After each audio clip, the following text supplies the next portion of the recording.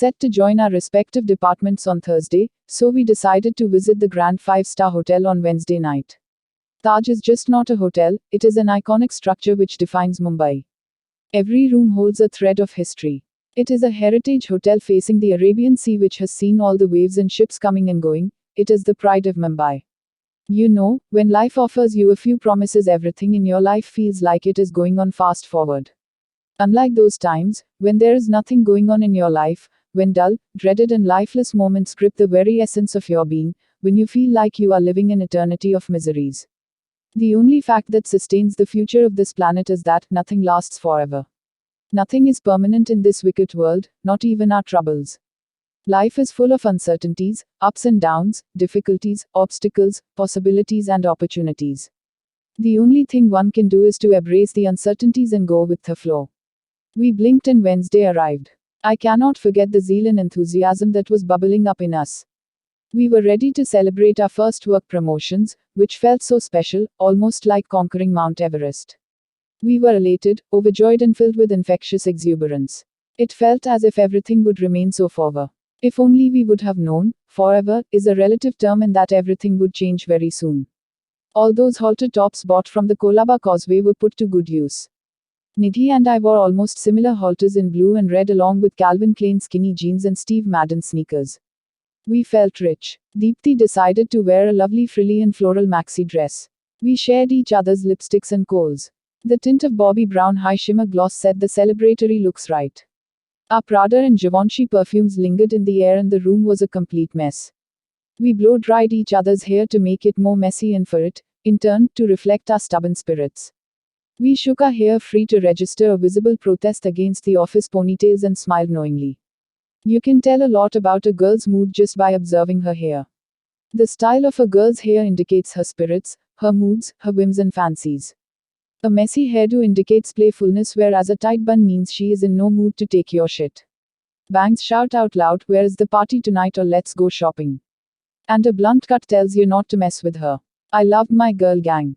By then we had bonded well, we had each other's back and complemented each other almost perfectly. Every girl needs a girl gang where you aggressively believe in each other, defend each other and think your girlfriends deserve the best. We were no more strangers to this big metropolitan city. Soon, Gaurav joined us before the mirror.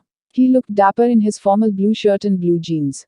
I smiled. Good times and crazy friends make the best memories. Hey girls, Gaurav said.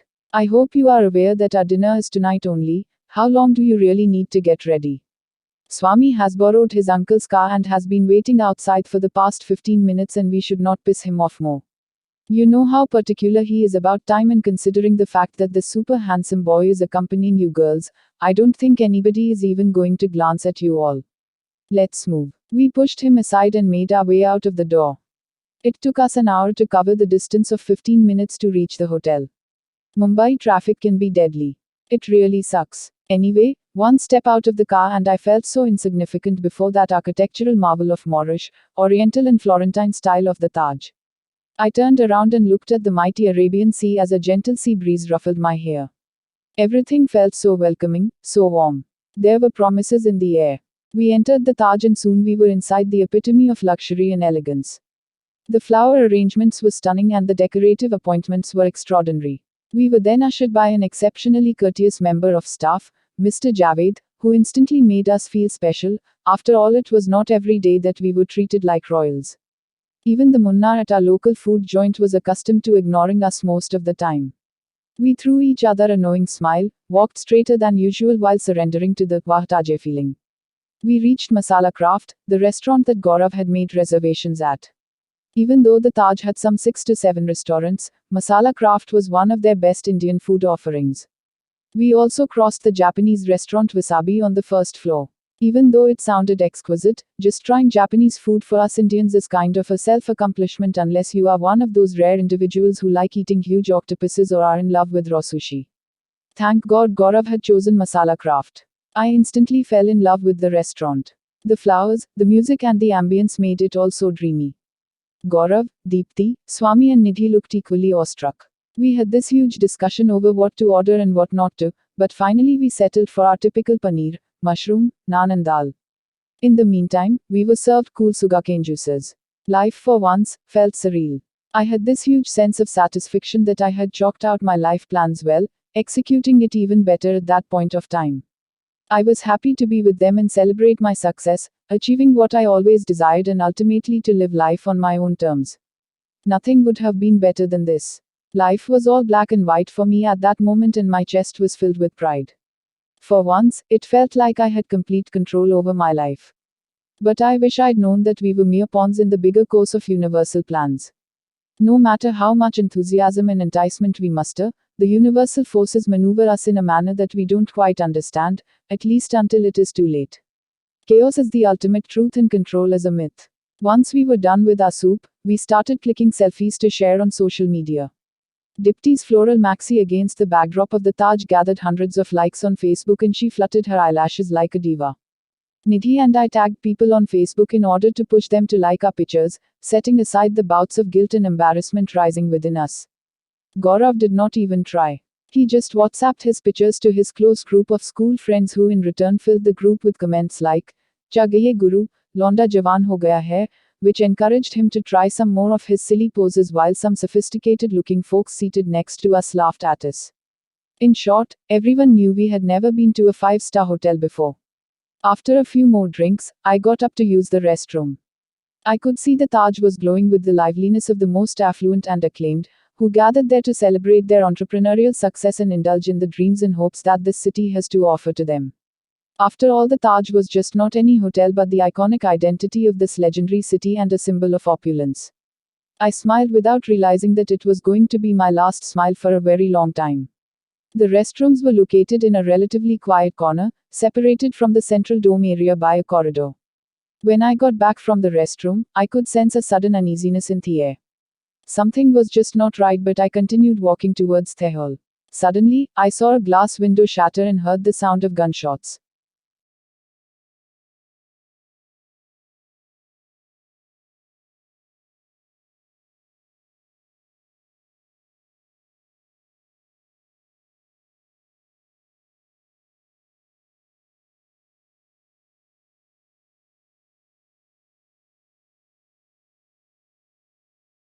I spun around and saw two heavily armed men storming into the central hall. They were hurling abuses and firing at anyone and everyone who caught their sight. I felt like I would collapse, but somehow that inner survival instinct pushed my frozen feet to run and seek shelter. There was chaos, panic and fear in the air. People started running everywhere and frantically calling out for help. I stopped running and crawled under a nearby dining table. I was shivering in shock and praying. All of a sudden, I remembered my parents and missed them terribly. I was separated from my gang and did not know about their whereabouts. I felt a wave of apprehension and accelerated heartbeat, as a feeling of extreme helplessness surrounded me. Sneaky emotions of hysteria made me realize that I was a speck of nothing in this vastness that only defined my insignificance. It was a nightmare. I could see countless bodies now, some dead, some injured, some hiding. It was a miracle that I was alive and that I still had control over my consciousness. Slowly the gunshots grew faint and I thought that maybe it was over. I had to leave quickly. I crawled out from under the dining table and saw some people coming out of the bar area. It was pure horror and we were all scared to death. Somehow that collective horror and our instincts for survival transformed us into a group of terrified people who started frantically seeking shelter. After a few steps, we found more guests rushing towards the banquet hall. The fear was tightening its grip on us and snatching our survival instincts of hope and intelligence with each passing second. Time was of prime importance and so, without even giving it a second thought, we all started following that trail which was formed unconsciously. Suddenly, it seemed that everybody inside the hotel was pouring into that hall and, much to our relief, we found some of the hotel staff already there, comforting the guests. There were young brides, little children wailing in fear, mothers gripping their toddlers, anxious fathers trying to comfort their families and random people who were now all bonded by the fear of the unknown. A few of us were sobbing and a few crying for help. It felt as if the apocalypse had arrived and it was just a matter of seconds before we would all be doomed. But you know what has sustained us as humans and kept our race alive? It is humanity, the very bond which still unites us as humans amidst all the hatred we have cultivated deep inside us. It has the power to cross through all the constraints and touch the weakest of souls, igniting them with rays of hope. Even at that horrifying time, humanity and the spirit to help other people stared death in the eye. People showed exemplary hospitality and benevolence. A few staff members were offering us sandwiches and a few were comforting us as much as they could, while others were actively managing the situation. What kind of people don't forget their duties even during testing times? They could have easily left us alone and run away in the quest of saving their own lives, but they chose not to. Somebody bolted the doors of the banquet halls of the crystal room from inside, and I don't know how many hours we spent like that without any clue about the events occurring outside. We kept hearing the gunshots and, sometimes, explosions. It would make us shiver and shriek, but the hotel staff kept our hopes alive and did everything they could do. Our cell phones were jammed and we could not make any calls. I don't know who suggested escaping through the exit doors, because with each passing hour, we were sure that there was not going to be any outside help. The hotel staff tried to persuade us to wait until help came, but suddenly nobody was listening. Eventually the hotel staff joined us too, more to protect us than to save their own lives. We were around a group of 50 trying to escape through the narrow corridors which led us to the swimming pool, which eventually opened up to the outside area through which we hoped to escape. The hotel staff were leading us when suddenly a bullet ricocheted off the wall and the plaster above fell into my eyes and I fell down. Suddenly, two heavily armed men appeared and opened fire in all directions. Everybody started running everywhere except the hotel staff, who were now trying to make a human circle around us, providing us with cover as the first line of defense. Tears were running down my eyes and I could see people getting shot and falling down all around me, but I could not move. I had sprained my ankle. There was panic, chaos and fear everywhere. Suddenly, one of the terrorists threw a grenade at us, and even before we could realize it, the loud explosion and smoke engulfed everything around us. The gunshots stopped and astonishingly I was still not dead but fell into the swimming pool with the sudden impact. It was a sheer miracle. My arms and legs refused to move and I was drowning. I lost all hope and was trying to adjust my mind to the idea of death when suddenly somebody caught me and started pulling me out. I turned around and saw that tough guy through the fluttering eyelids of my closing eyes. It cannot be. It was Virat. His face was sparkling in the water and his hair was flowing. I could see the wrinkles on his forehead and dewy eyes wide in bewilderment. Perhaps he had not expected to see me too. He looked even more handsome. But there was something different about him. His familiar demeanor looked a bit odd, something looked strange and new in him. I was dying and in pain, yet these little thoughts easily crawled into my mind and I smiled. It just meant I was still alive. Then everything blanked out. When I opened my eyes, I thought Virat was kissing me. But he wasn't. He was giving me mouth-to-mouth CPR. I got up at once, coughing miserably. Hey, it's okay. It's okay. You are fine, he said. The reality hit me again and I panicked. Where are we? There were people shooting at us. I saw them killing everyone mercilessly. Where are they? Taj is under terrorist attack, he said nonchalantly. Terrorists storming the Taj with the sole aim of wrecking it to the core. How is that even possible? I panicked. Perhaps hypnotized. It's okay. You are safe. Don't worry. We are still in the hotel, but I will find a way to get you out. He looked grim and determined. I looked around. We were in one of the luxury suites. I looked back at Virat and heaved a sigh of relief. He had moved towards the balcony, which had a spectacular view of the Arabian Sea with glittering lights and a dark horizon. I followed his gaze and saw a huge gathering of people outside the hotel. Reporters, policemen, army personnel and other people who might be the lucky escapees, the worried relatives of the people trapped inside, or maybe just courageous, curious souls. Hope knew. And suddenly I could see hope rising in me. There may be bomb blasts, and terrorists may siege the city, but no one can ever take away the spirit of Mumbai, always resilient and finding a place between hope and despair. Can you climb down out of the window? He suddenly asked me. What? I gasped. I mean, if I could make you a rope with the help of these bed sheets and curtains, would you be able to climb down and escape? There are people down there and they will surely help you, he explained. We slept holding each other for quite some time, only to put our clothes back on quietly once we regained our senses. There were sounds of gunshots and grenade blasts still emanating from the hotel corridors. The reality hit me hard and I started shivering again without saying a word. We were not supposed to meet like this. He moved and held on to me like he did not want to lose me. His arms wrapped tightly around me. He let me press my head against his chest and bury it there. He loved me. He has not forgotten me. I meant something to him, even if it wasn't everything. I could feel it in his embrace. It's strange how a single touch can say everything that even 1,000 words cannot. And then I wept. It was the cry of the forsaken. The grief and fear ran down through tears, and then I gathered myself and asked him, "What is going on? It is so unbelievable. How come you are here?" He nuzzled my temple lovingly and said, "The Taj is under terrorist attack and I was summoned from my bed to control the situation here. I came here with an NSG team and we formed a group of two. Group 1 is responsible for search, rescue and cordon operations for civilians, and Group 2 to eliminate the threat as soon as possible. I am a member of Group 1. The reality hit me hard and my eyes flew open in awe. I realized that he was not adorning his typical olive green army uniform, but was now covered in black.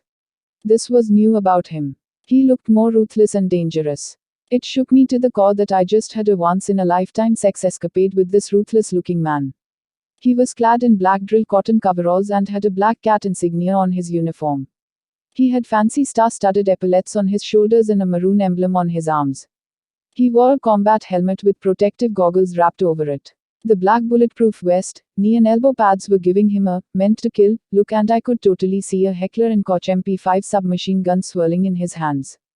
The bulletproof vest had several compartments and pockets which held many survival utility items and equipment like night vision devices, thermal camera, communication set, GPS technological systems and other such devices. There was also a Glock knife and semi-automatic pistol hanging from his rugged black belt. Overall he looked like an exact replica of the god of death aka Yamraj in those black dungarees. "Who are you really?" "I just realized, I don't know you at all," I asked meekly. Those memories of him smiling in his olive green were just the fragments of my imagination. This person standing tall and erect before me was a complete stranger. I am no longer part of the Indian Army. I am now in the country's premier counter-terrorist response force, the National Security Guards, which comes under the Ministry of Home Affairs. I am an elite anti-terror commando now, whose prime job ranges from counter-terrorism to bomb disposal to hostage rescue to many things more. You won't understand, he said slowly. How? But how? All of a sudden you vanish and then appear in this new avatar like some kind of James Bond and say all these dangerous words. How could you do this me? Suddenly anger replaced everything nice inside me. Ria, I am really sorry. But just after our chance encounter, I was selected for NSG trainings for which I had applied a long time ago. The training was rigorous and I was not certain of my future then. I felt that I needed to put all my focus into my trainings. I could not afford any distractions, and neither was I in a position to make any promises. I was sent to Israel for further training and I just could not contact you. I only wanted you to move on with your life instead of giving you any kind of hope and leave you in uncertainty, he said. And who were you to decide things for me? You could have informed me at least, he snapped. It is not all that simple, Ria. There was a sense of apology in his tone. Anyway, how did you find me?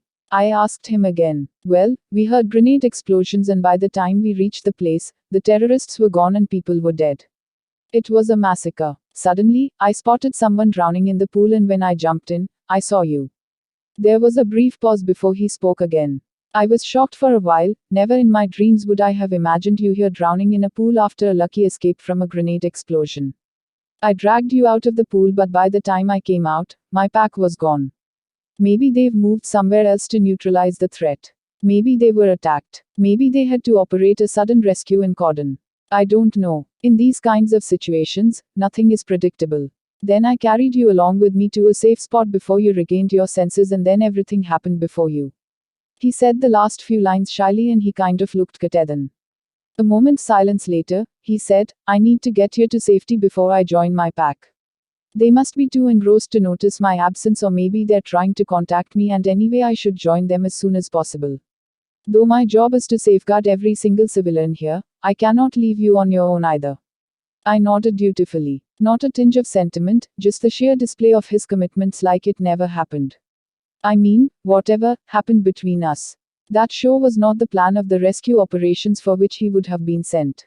He could have at least clarified his modus operandi there too. Even a simple, I like you and knelt down before your charm, statement would have sufficed after what happened between us. It is astonishing how men and women choose to live together, forever. The warmth of a touch, the value of a smile, or the longing of two hearts can hold entirely different versions in a man's point of view and a woman's point of view. As John Gray has already established, men are from Mars and women are from Venus. Ouch. It hurt. How could he be so casual about everything? After what just happened between us? I mean, that was surely passionate, spiritual, and out of the world. It surely meant something. Isn't it crazy to think that I just made love to a stranger in a building that is under terrorist attack? Women are attached emotionally with this whole love-making thing, unlike men for whom it might just be another chance. For us, intimacy is not purely physical, it is an act of connecting with someone so deeply that you feel you can look into his very soul. There is even a word for it in the dictionary. It is called demisexual, a person who does not experience sexual attraction unless they form a strong emotional connection with someone. All women are demisexual in all probability, and I would rather not comment on the other sex. I watched him for a really long time while he was hiding low in the balcony and trying to assess the situation. I was so absorbed thinking about him, oblivious to the passage of time, that I did not even realize when he stood beside me, clutched my wrists, and started moving towards the exit door. His grip was so tight that I whimpered. He turned his face towards me and noticed 2 little drops of tears making their way out of my eyes and suddenly loosened his grip. "Oh, I am sorry. It's just, in the heat of the moment I did not realize my grasp was causing pain," he said. "It's okay. It is nothing. Where are we going?" I sighed with relief, more for getting back his attention than because his loosened grip. "I just contacted my teammates and they have given me a location to reach them in the lower corridors from where they have just rescued a few of the hostages and are importing them out of the hotel. I just have to ensure a safe route and then you can easily be out of this terror," he said. "Okay. Can I ask you one more thing?" "Of course, if you don't mind," I asked slowly. "What?" he said. "Did you not miss me even for a second? I tried to find you everywhere on Facebook, Twitter, even Tumblr, but you are nowhere. Also, you had my number and you could have reached me easily." I said. Looks like somebody has been stalking me." "You creepy little stalker," he said and smirked. "Well, what else do you expect me to do? The guy who promised me a cup of coffee disappeared without a goodbye." "I thought we shared the spark," I said curtly. His smile fell and he said, "I was bound with official commitments and could not meet you in spite of longing for it every single day. I just told you everything. Then I was appointed as a commando in the Special Action Group of NSG and have been busy with all sorts of operations and trainings that I felt it would be useless calling you when I can not even promise you the next call. Though the memories of our chance meeting always lingered in my mind." All I could make out of his little speech was, "Calling me was useless," and I blasted like a little cracker. "Oh wow." Applause. "You mean to say you find me useless to call because of your duty, but you did not bother about it when you were pulling that little stunt with me just a while ago, when technically you should have been just saving me? Where did the code of conduct of your job go that time? Such an opportunist you are, rather, a hunter." He frowned, moved towards me and suddenly slammed me against the wall and began to trail hot little kisses all over my neck. Then, looking furious, he knotted his fingers in my hair and pulled my face towards him. His jaws were clenched and lips tightened. Everything froze in that moment, my vision blurred, and he tightened his grip around me, bore his gaze into mine and said, "You are my love at first sight and you are going to be mine one day. Till then I will let it go." Then he released me. I sucked in my breath sharply, a little scared by his ferocity. He clutched my wrists again, a little careful this time, and I followed him like a little lamb.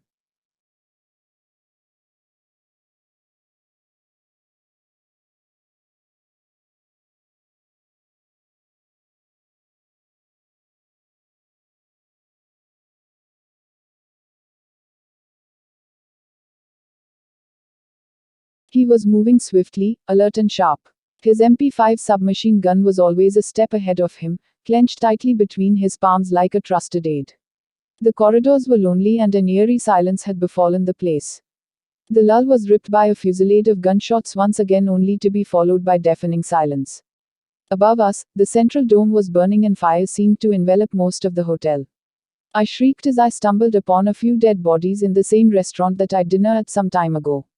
It was a ghastly scene, blood everywhere, bits of flesh and body parts splattered across the floor. It was savagely violent to see bullet-ridden bodies slumped all around. A few bodies looked like they had been mutilated and tortured too. The place was reeking with the stink of fast decomposing bodies. The terrorists had no religion and cared about nothing. It was as if humanity did not exist anymore and an apocalypse had descended. As I passed by 2 foreigners lying in a pool of their own blood, I puked violently. They had been brutally murdered and had bullets in their backs. Perhaps they were shot down while trying to escape the monsters. There does not exist a word in the dictionary that could describe the barbarism of the Serbian warfare. Religious teachings and human ethics raise us to be human beings who don't believe in killing each other because it is a sin worthy of condemnation. Taking a life is something so consequential that it is decided only by the Almighty. It is only God who decides who will die and who will remain. How could someone fight in the name of God when actually they are challenging His authority? God loves His creations and reserves all the rights to sustain or destroy. Nobody has the right to claim anybody's life. Such is the value of human life. It is sacred and pious. Are they human, or am I justified in calling them demons? Is it not a ghastly story of mental dysfunction, social failure, grotesque narcissism, and temptation of apocalyptic delusions? Virat held my hand throughout, as we made our way silently. Suddenly, there was another round of explosions and firing taking place nearby, and Virat grabbed my waist, making me duck under a deserted bar. There were bullet holes in the wooden bar from the earlier shootout, through which I could easily see everything beyond. It was not even a second while I blinked my eyes only to open it to see a young man quietly walking in, fully loaded with an arsenal of weapons. I cowered in the corner as the shootout erupted again. Virat turned towards me and signaled for me to keep quiet. I clenched my mouth shut. The terrorist did not look demonic really, if I ignored his stiff posture and weapons. He was really young, maybe around 17 or 18, much too young to turn into a brutal mass-killing machine, then be a man of flesh, bone and of course emotions. He was nothing like I had imagined, but something beyond the limitations of my mind. But in reality he was a demon with the sole aim of destroying everything that vouches for life. We could hear some gunfire in their distance. Perhaps they had decided to split up to maximize the damage, putting their utmost faith into their advanced arsenals over their partners. The shrieks were turning into agonized cries, and I could not control it any longer. A howl escaped my lips and he opened fire on us within a fraction of a second. Virat returned the fire, ducking quickly behind a flipped-over table. The gunshots continued for 15 straight seconds till he stopped firing. Perhaps looking for another way around when he realized that the other person was equally equipped with deadly weapons. Virat leaned towards me, fully alert, with his hand still on the trigger. He whispered softly, "Don't worry, I am going to kill that bastard. Nothing will happen to you." I gazed back at him, his eyes were dark and guarded, giving nothing away, and his mouth was pressed into a hard line, but the electricity between us was palpable. It was beyond duty, I guess, perhaps a genuine concern for my safety. Tears swam in my eyes, but I said nothing. He ran his index finger down my cheek before crawling back to his position with furrowed brows.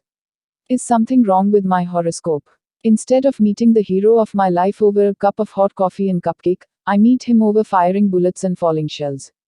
I was not even sure of the next moment, and my heart was overcome by extreme fear and overwhelming emotions for him. People enjoy the standard protocol of meeting, dating, liking, romancing, loving, smooching, raging desires, sleepless nights, and then the actual sleeping kind of live affair together. Was it too much to ask for some quality romance? Why me? It was not long before he shot a second round of bullets at us. A hail of bullets flew across to us, and God only knows how they missed us. Virat swiftly crossing the floor, changed population, and aimed for the chandeliers all across the ceiling. The effect was devastating. The shining chandeliers shattered into millions of sharp glass pieces with mini explosions. They proved to be deadly, and we could hear him growling in pain. Virat now came out of hiding and opened fire on him with full force. The terrorist tried to storm into a nearby room seeking cover, but Virat continued firing. He fell to the ground howling and screaming, only to die a brutal death. It was over within minutes, and those minutes proved the longest time of my life and taught me a great lesson. To respect time in seconds. After all, these are the fractions of time that decide life or death, or sometimes shatter your existing identity. The world we live in is a complete myth, and in a matter of seconds it can change forever, shattering your entire existence into bits and pieces. Time is the only truth. I was shivering uncontrollably when he dropped his gun and wrapped his arms all around me. He pressed me into his chest like a baby and put his nose in my hair. Even though I felt a lot more secure, I was still trembling and whimpering in terror. He knew that. The violence pierced through my soul, and even though I knew I was safe, the unsettling feeling refused to leave me alone. It kept coming back to haunt me. I was helpless. "Look at me. Look at me," he whispered, and I glanced up. Our eyes locked, and we were lost for a moment. His eyes were intense, concerned but still dark, heavy with some unfathomable emotions, while mine were drowned in an ocean of tears. It is strange how much eyes can talk when words don't find their way through our lips. "It's over. You are safe. You are going home," he whispered again. I was dragged back torility. Home. This is home. Your arms feel very much like home. Isn't it? Where am I heading to? What is going on? Something is not right. The mental trauma was now taking over me and I felt delusional and clueless. Perhaps he knew and he nodded distractedly, altering his stance only to scoop me up in his arms and carry me into a washroom nearby. There he ran the tap and put my head very carefully under the cool water. The gushing water awakened my senses and pulled me back to reality, and I moved my head away, feeling embarrassed. The lengths he was having to go from. For the first time in a very long time he broke into a smile. You know you are looking funny. I mean, don't take it personally, but your mind of Sturevich straight out of the Harry Potter movies. What? It is personal. How rude of you to say that. By the way, you're looking like some lowly paid body double of Gabbar Singh straight out of Sholay, I retorted. Come on, Gabbar. Oh, come on. Many girls say that I look like Brad Pitt. But you should have a look in the mirror. And he grasped me by my shoulders and turned me towards the mirror. I looked like a disaster. My hair was all wet and lumpy by the weight of all the dust particles that had cozily settled in there. They looked like noodles hanging from my head. Then my face was no better, with a few cuts and bruises here and there. My beautiful silky halter top now looked skimpy and my feet were without any shoes. The Steve Madden sneakers were long lost. Losing them was almost worse than facing the hail of bullets from an unknown terrorist. I loved them so much. I looked like hell. In a struggle to accept my looks, I finally broke into continuous giggles. He joined me and we laughed for a long time. And then I swallowed and broke down into tears. A lump in my throat swelled as I recalled my anguish just a moment before. He hurriedly moved towards me and swept me into a big bear hug. Hey, it's okay. It's all right. You are safe. Don't cry. Why do you girls cry so much? He said, running his index finger down my cheek. How mean. I am scared. I punched him. I know. On a serious note, I feel you are very brave. I could not imagine anyone else handling this theater of reckless killing better than you. It takes guts to handle blood and bullets for the first time. But you did great. We are on the correct escape route and really close to the rest of my pack. Soon you will be out safely. Trust me. His voice filled me with courage and I nodded obediently. He released me from the comfort of his arms, picked up his gun and moved out of the washroom determinedly. Stealthily he kept moving down and up staircases, corridors and open areas of the hotel. We crossed a few open lawn areas before entering another side of that once magnificent hotel, which was now shedding tears of destruction, with fires blazing here and there. At one point we even sighted half a dozen dead bodies lying along a narrow staircase. It was sickening and utterly sad at the same time. Who would have thought that the city's symbol of opulence would turn into a haunted house in a matter of seconds? It was heartbreaking. He talked to his teammates through his advanced audio communication set to confirm the location. There was still gunfire going on, with occasional grenade explosions in the background. The heat was causing a lot of discomfort and chose everywhere. The signs of destruction and annihilation felt unreal and scary. Taj under attack. How is this even possible? Fortunately, we did not encounter any other terrorist on our way back to join the rescue team, and neither did we encounter another soul. With the approaching sunrise, the place started getting bright, and at the break of dawn we finally reached the secured lower levels of the hotel building, where the evacuation of guests was taking place with the help of a team of at least a dozen NSG commandos. One of them came towards me and grilled me with 100 questions regarding my identity and my purpose of visiting the hotel and how I lost my friends, etc. Finally satisfied with the details, one of them signaled to me to stand in the nearest queue of guests. I looked back to Virat, still standing close to me, and he nodded. He asked the other commando, "What is going on? Is the threat neutralized?" He replied, "All the floors have been sanitized except the 18th floor where the terrorists are holed up. The rest of our team not involved in rescuing the guests and securing the levels have trooped in and taken positions there. The bastards are using grenades and firing bullets. They seem undeterred by the retaliatory fire. The number of terrorists is still not clear, but they have been contained in room and won't be able to cause any further damage." Virat growled, "Yes, let's secure and sanitize first and then we will eliminate." The other commando said through his gritted teeth, "Right. Let the guests evacuate completely and this arena is all ours to show the bastards how it is to come uninvited to our country." Virat grasped me by my hand and moved towards the outgoing queue and whispered, "Ria, it is time to bid farewell. I can kill the bastards, now that you will be out of the hotel soon." My stomach was churning and I could not breathe. It was like a dagger that just pierced my heart. It did not feel right to stand there in the queue so far away from him. It felt way more soothing to be with him in that hell, but now it was all so strange. Leaving the site of destruction was not something I was looking forward to. He would be going back to the hell, hurling grenades, bullets, or whatever they do to those monsters hidden in the dark of the hotel. I could not control myself anymore. I ran up to him and grasped him tight in my embrace. It felt as if time had stopped and everything around stopped moving. The continuous buzz in the air suddenly turned into a lull, only to erupt into cheerful hooting and giggles all around. He stood there transfixed, embarrassed, cheeks blushing red, highlighted more in his black uniform. I released him as soon as I realized what was going on around, embarrassed. "Hey mate, looks like you are doing more than just saving lives," one of the commandos chuckled. Virat took a step forward, held me in his arms and kissed me. An applause went through the crowds, but all I could see was his handsome face. Then he broke the trance and said, "Please go. Be safe. I will find you." Human emotions like love, laughter, humility, and concern inject incredible strength in you to go beyond the darkness created by hatred, atrocity, and revenge. Even during the darkest hour of massacre, hopelessness, narcissism, or Holocaust, these feelings have sustained humanity and kept it alive, or the world would have buried under the ashes of hatred long ago. I moved back to my queue and was taken out of the hotel soon after. There was a huge crowd of the friends and families of the hotel guests gathered outside the hotel, along with numerous media channels. There was stiff competition going on among media personnel to report every single moment of the situation, regardless of the safety of the people and status of the ongoing operation. It was a race above human sentiments where each one of them wanted to succeed. I looked around and saw numerous police vans and army buses parked outside the barricades placed within the perimeter of the hotel. There were many policemen and commandos taking cover among the shrubs and trees surrounding the stone promenade along the seashore. There were some more policemen simply to hold back the people from going near the hotel beyond a fixed distance. There were many women and children rescued, sobbing and crying out of hunger and panic. There were other people who had made it out of the hotel, but their friends or relatives were still trapped inside. A few were just onlookers whose curiosity had got the better of them. I got to know that there were other terrorist attacks happening in other parts of Mumbai, and forces were trying to minimize the damage, save innocent lives, and fight back. The 51 Special Action Group of NSG commandos that specialized in counter-terrorism and hostage rescue missions had especially flown down from New Delhi.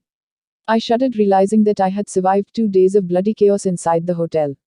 I really cannot recall how I got back to the safety of my flat, where I was reunited with my friends. Miraculously, all of us were alive. We hugged each other as we cried, thanking God for saving us and mourning the deaths that we witnessed. We were changed people now. Nothing could have been a more brutal life event than this. As soon as I had gone to the bathroom, my friends heard the gunshots and were warned by the stewards to evacuate the restaurant. 2 of the stewards ushered most of the guests towards the fire exit staircases, which led them directly out. There were still some guests left at the restaurant who refused to go out despite constant pleading from the stewards. There were 2 more stewards who decided to stay with the guests willingly, and God knows what happened to them. Once out, my nervous friends fled after waiting for me for some time. Frankly, they thought I was dead by now. None of us were going to be the same ever. The effervescence and warmth that existed amongst us were lost like dew in the sun. Nidhi could not sleep comfortably after that incident.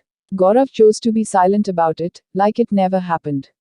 Deepthi would eat, sleep, cry, and repeat the pattern, and chose to wrap herself into a cocoon which never opened after that.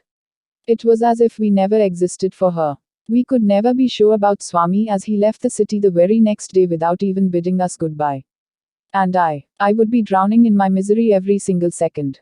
The agony of losing him would burn me each moment. My arms would be sweaty all the time, my heart palpitating, and eyes would be bloodshot. Losing Virat once again, that too after living an eternity inside those burning corridors, was brutal. The hope would linger in the middle of the night but would soon be replaced by sobs. The fight between humanity and terrorist brutality continued for one more day, eventually leading to 10 terrorists being killed mercilessly by the NSG commandos and 1 being captured alive by the policemen. A team of Navy Marcos had also played a pivotal role before the specialized NSG team arrived, in securing the arena and cordoning the Taj Hotel once the terror attacks were confirmed. Reports revealed that the terrorists, armed with AK-47s, grenades, pistols, and other explosives, entered the city through the Arabian Sea and split into pairs of small kill teams with the sole aim to annihilate the city. The years of blood, sweat, toil and training our soldiers undertook demand them to be the warriors their nation needs. They risk their lives so that we can enjoy the liberties of being in the nation of Thefri. And, you know a little secret, it is the soldier who prays for peace the most, for it is the soldier who suffers and bears the deepest wounds of a war. My soldier was lost again, leaving me behind to cry, to wait, to curse and not to live as I should. The terrorists' rampage gripped the stunned city and held the world in horrified thrall. The terrorists roamed freely, killing at random, mocking our desperation to save lives. Innocent people were used as a human shield and many were taken hostage and later killed. The aftermath resulted in more than 100 lives lost, including those of common people, dignitaries, security personnel and foreigners. The commandos rescued more than 800 lives inside the hotel and many more outside. The policemen lost many of their brilliant officers while trying their best to save the city. A few commandos were also killed and my heart would skip a beat every time the dead and deceased list would be shown on TV. As they say, every cloud has a silver lining. Mumbai stood united and came out of the attack and the whole world prayed for it. The unknown faces became the exemplary examples of humanity who rose, shone and helped others during the hours of distress. There were many people who saved others, sacrificing their own lives. Ordinary people showed magnificent hospitality to those in need and united against the demons going beyond caste, creed and religion. The doctors, nurses, police and everybody else present in the city worked with full force even in the wake of terror threats. It was like the entire city versus the terrorists who were hell-bent on wrecking Mumbai to its core. It was an attack on humanity, not just on Mumbai, and humanity won, defeating the atrocities and flashing the message loud and clear that humanity will prevail, forever.